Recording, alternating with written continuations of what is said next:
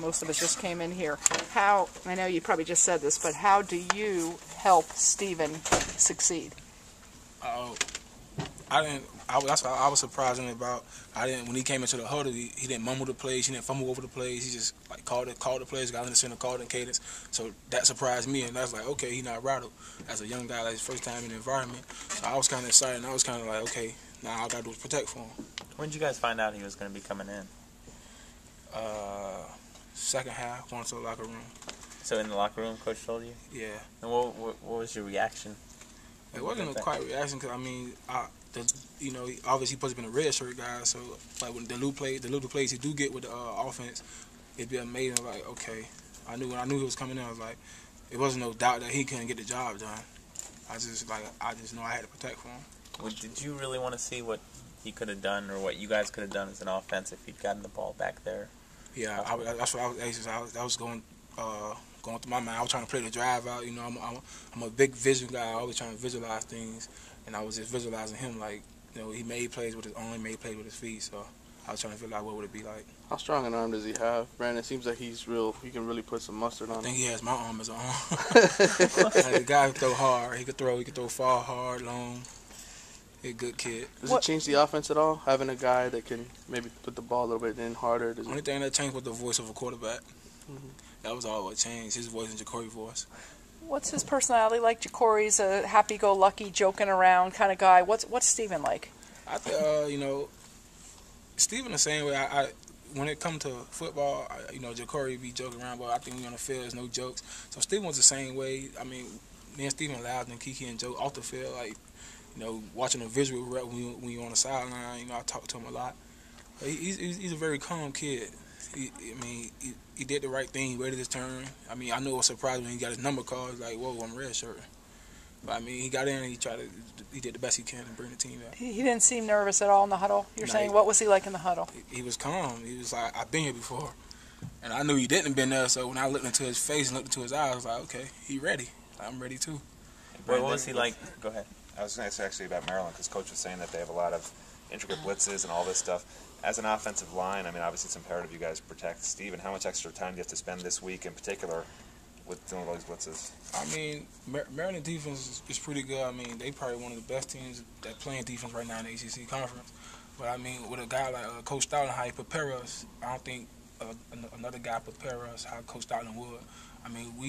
We don't get to see their defense, obviously, but we practice 30 defense, and when Coach Stoutland drop a play, he'll drop to all defenses, 4-3 under, 4-3 over, 30, whatever it is. So we all got to look at it.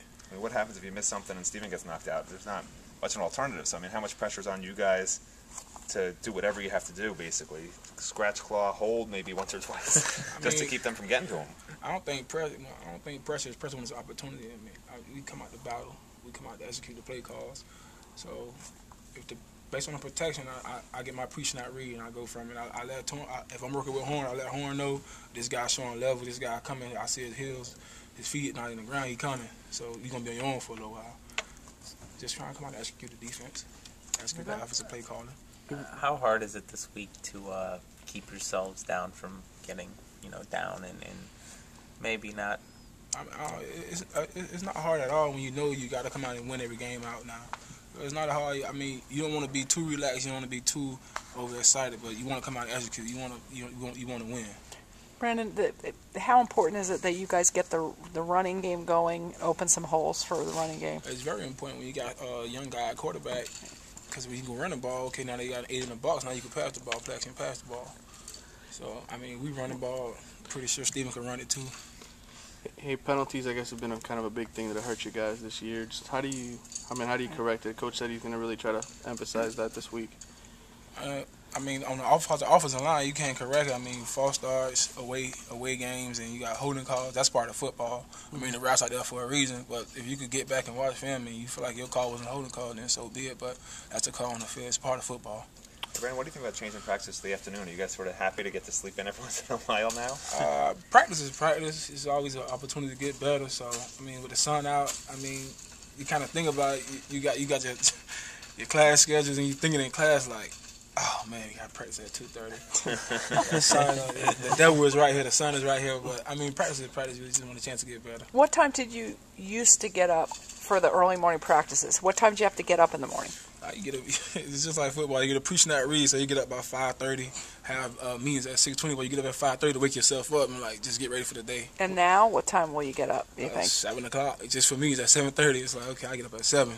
Did you guys notice in the afternoon games, was there any effect from playing in the heat? I mean, you guys obviously didn't practice in it a whole lot, so were guys maybe a little bit more sluggish in the afternoon games? I can't qualify for everybody, but for me, it wasn't a problem being a Miami kid. Right. I was born and raised in Miami. I don't care about practicing or I play in it. The heat is going to be the heat. Brandon, I want to ask you about something that a basketball player actually mentioned. He says that Randy Shannon comes by his classroom every once in a while actually to check on football players. I mean, is that something that's fairly common? You see Randy wandering around and making sure you guys are doing the right things and all that? Yeah, I mean, to me, when I see my head coach come to my class, like, I just feel, okay, he's trying to see if I'm doing the right thing, so let me do the right thing on the field to make him happy. Does he come by your class a lot? I don't see him a lot. He's a very sneaky guy. Does he ever say to you, like you don't see him, he'll say to you, oh, you know, I saw you, you're doing your work or whatever it was? Nah, he won't tell you nothing. You won't see him. He probably peep his head in. So if somebody gets caught, they're in trouble. Like if he catches somebody sleeping or not doing what they're supposed to do. You get that feeling, the feeling he look at you on the field, you make a mistake on the field, and he just look at you, you don't smirk or nothing. You get that feeling like, man, you wait on the text message, see Coach Shannon. Really? How many text messages have you got to see Coach Shannon in your life? I got one. Okay. It wasn't for class though. That's not one you want to see though, huh? Nah, you don't want to see. Especially if you get it early in the morning, you got to think about it. Dang, when I'm free, I got to go see this man. you get penalties? You get disciplined in practice. I'm told. You guys, depending on what the penalty is, some guys have to get punished in some way. Up downs. Well, I'm not saying you, Brandon, but people in general, if they're. I think as far as the offensive line, you just get the prick out of Coach Staley. He just like tear you apart. He will? When? In practice? Yeah, practice, meetings, on the field, off the field. You get a break. You get to him, you're getting it. I mean, if you don't do the right things in the classroom or whatever, is that the punishment, roly-polies and all that stuff? Yeah, that's quite the punishment. Probably some 110s with Swayze. You don't want part of Swayze. Not missing no class, and if it's consistency and Coach Shannon keep telling you, go see Coach Swayze, go see Coach Swayze, Coach Swayze get mad. So, I mean, how much does that make you guys sort of disciplined? I mean, is it really... You don't want to do it. Right. When you think about the punishment, you're like, I can't do that. So everyone does the right thing because A, they need to, and B, you don't want to get punished. Yeah, you don't want to get punished.